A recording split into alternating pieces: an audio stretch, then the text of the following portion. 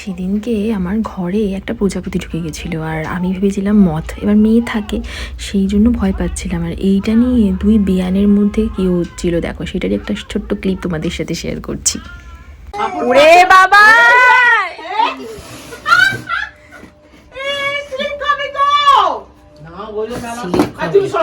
উড়ে যাবে। তুমি ধরবে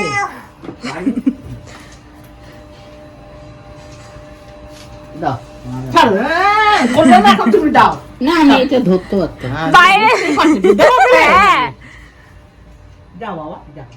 এই মা মরে গেছে নাকি? না ওরা চলে গেল নাকি সামনে। ও বাবা এরকম করে ধরেছে, ধরেছি দিদা এইরকম করে। আর বলো না ঘরে